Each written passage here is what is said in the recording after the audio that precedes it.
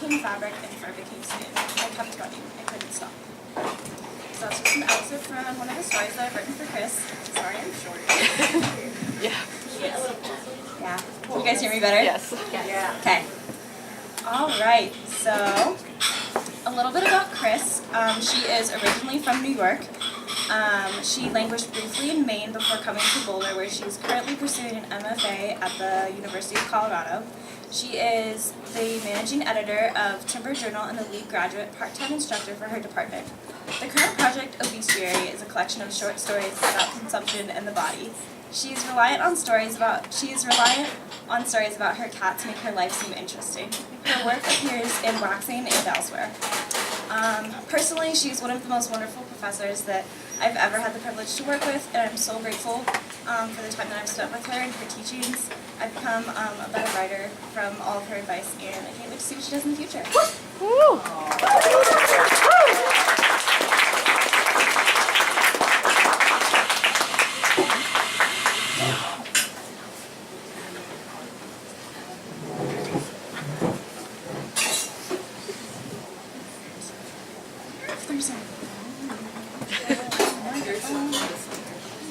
You can just get. I was trying to turn it up a little bit since it seems like it's a little quiet. Hello? Turn it up on the speaker.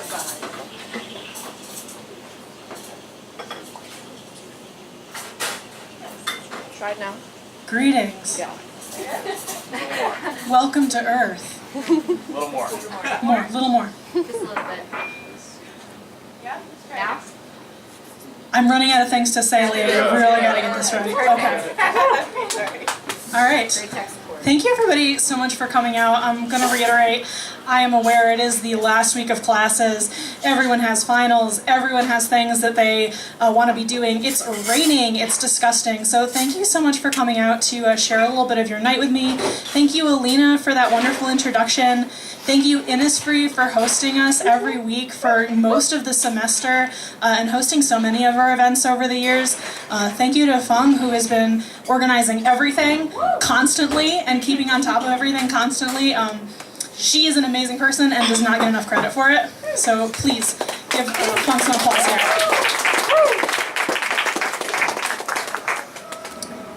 Alright, I'm probably going to compulsively check the time a few times throughout my reading, just for the sake of getting us out here on time.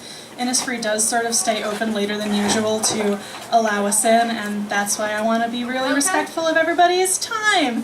Be nice to your fellow humans, folks. So the thesis that I am writing is, as Alina mentioned, a collection of short stories called Obestiary. It's a lot about being seen, seeing others, being in a body, eating, consumption, being perceived as a fat person, what it means to be fat, and things like that. In a very sort of interesting and typically food-based and often gross way of engaging with that material. And now that I've said all of that, the first story I'm going to read tonight isn't for my thesis. Go figure. This is, in fact, also a story about being seen, though. And I wanted to start with it because it means I get to do funny voices. And I love to do funny voices. And I think it's a good icebreaker. A little short piece for you to get us started. And this one is called 52 Hertz, as in the signifier of sound, not hertz as in an ouchie. In preparation for the women-only singles cruise that I will eventually attend, at least before I die, I've memorized some facts, stories, and love letters about the loneliest whale in the world. I tell my friends I memorize them to make conversations with me interesting. Mostly, they will effectively keep conversations with me from progressing beyond, "How long have you been single?" and "Did you just move here?" and "How hard was it to come out to a family like yours?" But I think it would just be cute if I was someone who memorized facts like these. My whale facts are easy to pack away, to roll up like an extra pair of underwear or two, like the nice panties, the ones I want to use but don't expect to. I plan to use these facts the same way I plan to maybe change my underwear in the middle of the afternoon on a singles cruise. I paid dearly for those nice panties. I am prepared for all of this trivia to mean nothing. There are plenty of soft, mealy factoids I will use to invite myself into conversations, bypassing the usual prying. There is a single baleen whale who has never been heard of by any of her kind. Scientists are still unable to identify her exact species.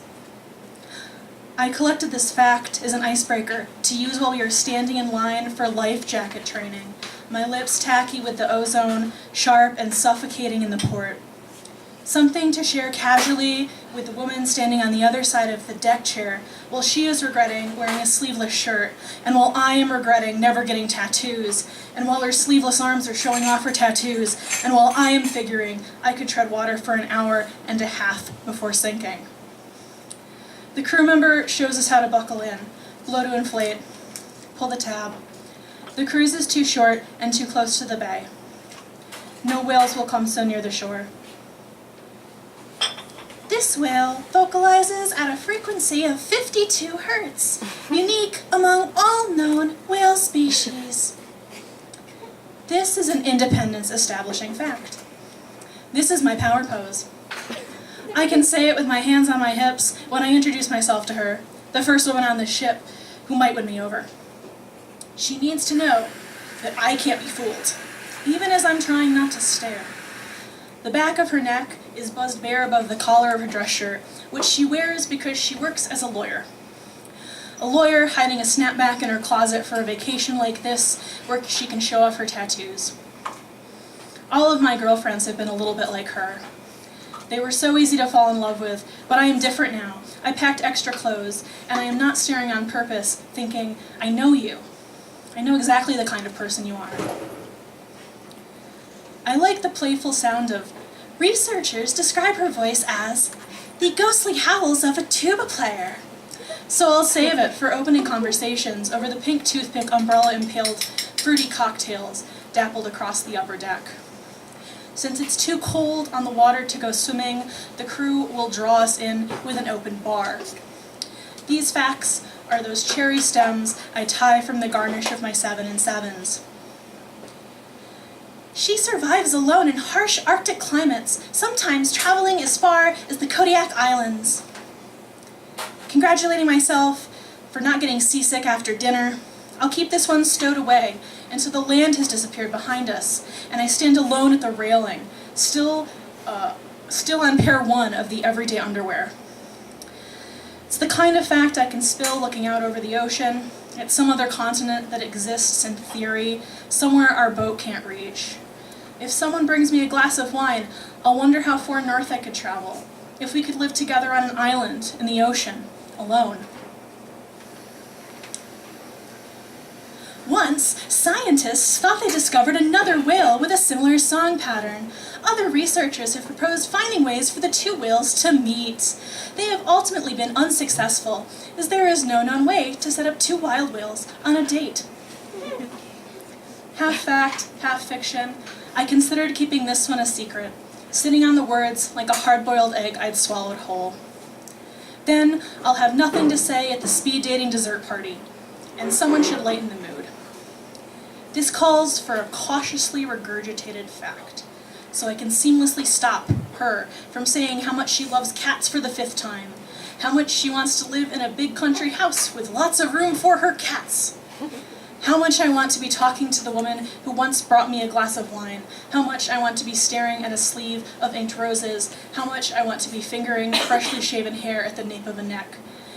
The idea of whales dating is funny, and this girl will say, "You're so funny," but she'll be much more interested in her macaron. Despite scientists' fears that she will die without finding a mate, the whale, unperturbed, sings on. A final optimistic fact to close the weekend when they send us below deck to escape the rain on our return to shore. This is a fact to be lost in the bass rocking the floor of the speed dating hall, hastily converted to dance hall, as awkwardly executed as the configuration of our bodies, as we try to make it feel like part of the itinerary. I can shout this final hopeful fact over my shoulder at the soft butch up-and-coming lawyer 2 hours before I never see her again, cursing myself, knowing we could just about fall in love.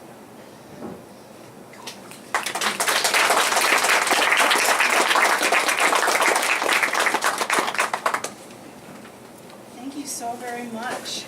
I'm gonna take a pause and swing my kombucha here. Big.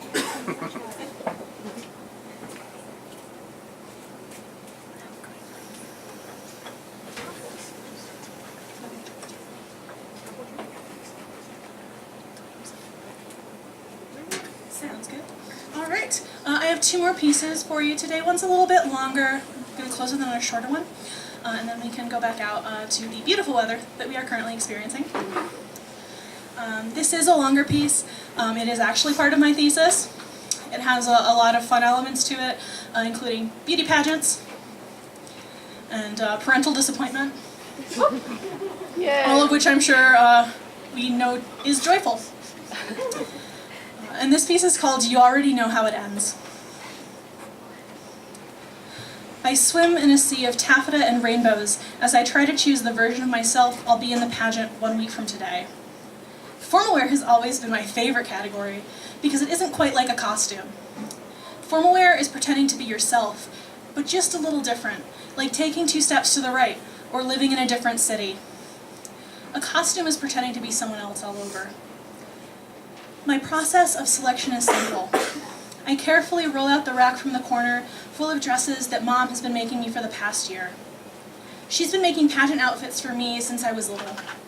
Every summer and winter she takes stacks of coupons to Joanne and comes home with yards and yards of a fabric and a single treat for me. Hot chocolate or a cupcake or a strawberry shortcake ice cream bar, the only ones I'm allowed to have all year. I'll get it when I've stood still for measurements because I'm about to hit my growth spurt. I never lose a muscle. So, once I have the rack out, I know how difficult it will be to choose from so many beautiful dresses and so many possible me's. I take care to be gentle and not fold or tug on them as I lift away the hangers one by one. When I have a nice little family of them, I carry them over to my bed, draped over my arm, and pile them all up. As long as I lay them out straight, I know I can get away with it without curling any of the ribbons, or loosening any of the buttons, or deflating any of the floof. I don't try them on right away. I flop down on the floor at the foot of the bed and stuff my head up under the skirts, my whole face hidden by them. I feel them on my cheeks and brushing against my eyelashes, half-hearted but sweet kisses. I compare them one by one to dessert dishes. My white dress is ice cream. My yellow dress is lemon bars with powdered sugar laced around the rim. My light springtime green dress is key lime pie with whipped topping. I get tripped on a doozy of a color, like orange, until I remember something important like creamsicles, which I can't have anymore. Just how sweet do I want to be? I ask, until I can taste the sugary film of success on my tongue. But I do have a little bit of a secret. Every so often, I reach into the dresses after I hang them back up, then step in between them and try to disappear. Like maybe I'll be in another world when I step out the other side. Like maybe I can float forever in that sea, carried super far away on the rainbows and the taffeta.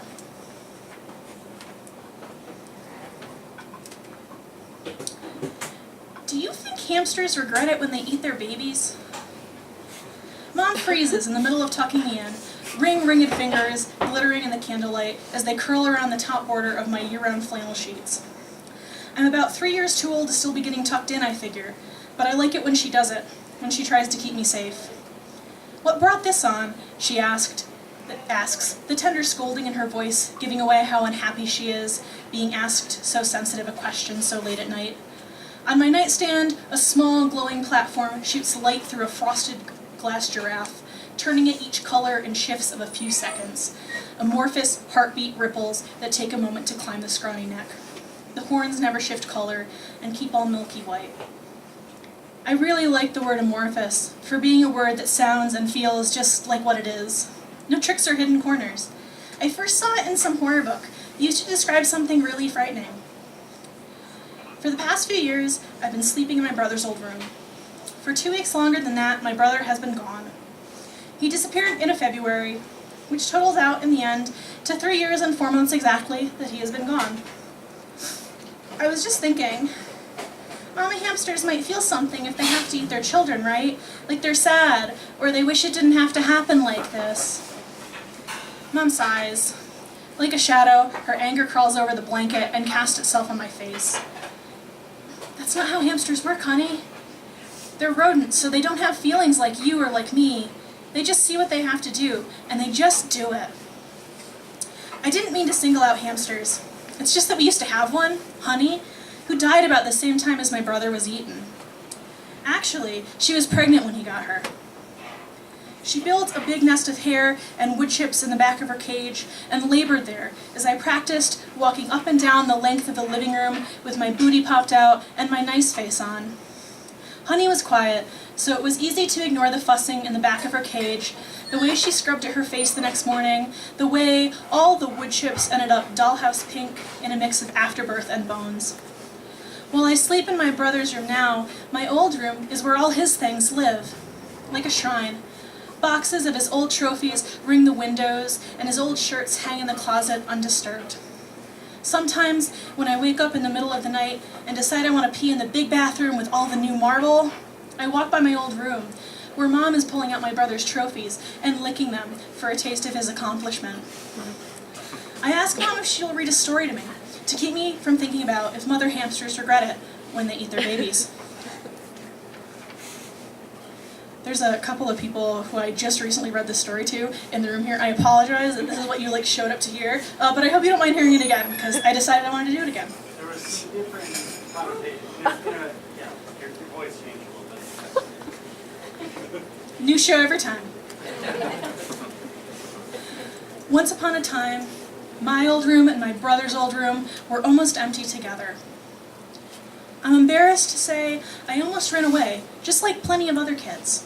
Because, and this is what's really embarrassing too, I was a little jealous of my brother.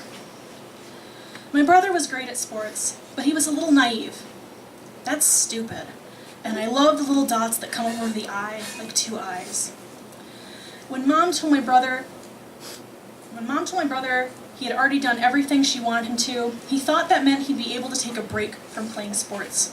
I remember him telling me how excited he was for that break, how he might hang out with friends from school or join the astronomy club. I didn't know any better either, but I had an excuse. I was young. He never had to sit awake at night asking questions Mom didn't really want to answer, wondering if what was going to happen was really the right thing. He never had doubts. It just happened to him. I didn't have that, so there was a time when I was ready to run away. That week, my head was burned from a curling iron getting too close to it, and I was dunking my head under cold water twice a day to try and stop it, or holding a bag of frozen peas against the side where the burn was the worst. That afternoon, I stood up dramatically from my seat on the couch. I had been reading a 2013 issue of Nature, but I threw it to the side. I didn't really understand it. I was almost 8, but I was having a tantrum. That's what Mom said afterwards. Even though it was raining, even though the morning news had been calling for a thunderstorm, I decided I was ready to quit doing pageants. Just asking to stop never occurred to me, of course, because I was a little bit cleverer. That's more clever than my brother had been. But because he didn't really know what was going to happen, my brother had never planned anything. I think that was what I was most jealous of. He was never thinking about what was coming next and didn't have to. That day, I ran away without planning to. I threw clothes, a flashlight, 2 apples, a water bottle, and a book into my purple backpack. As much as I wanted to take one, I left the pageant dresses alone. Yes, I was leaving that life behind. I sighed sadly and touched them one last time as I walked without warning out the unlocked back door. 2 hours later, I stumbled through the unlocked back door, soaked to the bone, my hair limped out of its curls, and my bag muddy. "You had me worried sick, my doll," Mom said, "but I knew you would come back to me. Are you hurt anywhere?" I wanted to say yes, even though I wasn't, just because I was feeling hurt in a way that didn't come from the burn on my head. But I couldn't say what it was, and I'd been told never to speak unless I was certain. Instead, I said, No, I'm not, and I'll never do it again. I learned my lesson. I'd learned my lesson. I didn't try to run again. There, in the living room, dripping wet with my mom still holding me, even though it was going to drench her blouse, I realized she would only ever want the best for me. Back then, I spent plenty of time on selfish things, wondering if Mom regretted eating my brother once upon a time, or if she'd feel sad when both my old room and my brother's old room were empty. When I was your age, I was Miss Junior Texas. I've heard this story before, but in Mom's tamped-down, barely hidden drawl, it never really gets old. Drawl sounds exactly like what it is, a transparent image of the girl she used to be in Texas, bleeding into and lengthening her vowels and the sauce she likes on her barbecue. I like this story because the end is always difficult to predict. Sometimes my mother stopped going to pageants because she was 16 when she had my brother, and realized she'd finally made something that would make her a better person. Sometimes my mother entered baby and me competitions at the local mall. I'd been there once too before it closed, with her new headshots of her and my brother together. She liked it so much that she never entered another competition. Sometimes Miss Junior Texas gave her a scholarship to go to culinary school, which is where she met our dad, a man who once thought the pinnacle of humor was buying his girlfriend an apron that read simply, "One bun in the oven." I guess I was always proud that our dad was such a loser, but we still all turned out okay. "I'm so proud of you," Mom says when I am inchworming my way closer to sleep. She's a blanket of shadow in front of my droopy lashes, which feel heavier ever since we started lengthening treatments. "You're already so perfect. You've done way more than I ever would have dreamed of when I was your age." Just like my favorite National Geographic documentary said, lionesses will eat their cubs after they are accidentally trampled to death by elephants. I once watched a mother lion lick the dirty lump of her child's very still body until its fur peeked up in little meringue mounds. She then sank her teeth into its babyhood rounded belly and ripped the meat out, her nose and mouth all red by the time she finished. The program is still my favorite because it doesn't shy away from this stuff. It's on the DVR in between two different home remodeling shows my mother records to get ideas for what to do with my old bedroom when I'm gone. I think she is planning on building a craft space where she can sew costumes for other families with pageant daughters. When I'm home alone, I watch my favorite documentary sitting too close to the television, even if I know that's bad for my eyesight and I don't want to need glasses before my big day. For half an hour, the story of the lion cubs. They have dreams. They learn to play hunt alongside their brothers and sisters. When they emerge from the hidden home in which they were born and raised, they run across the plains and fill their mothers, the lionesses, with some sense of accomplishment and pride. Elephants are renowned, another word I like for sounding like crown, which makes it sound pride, right? Proud and pride, yeah. Because they do things just like us.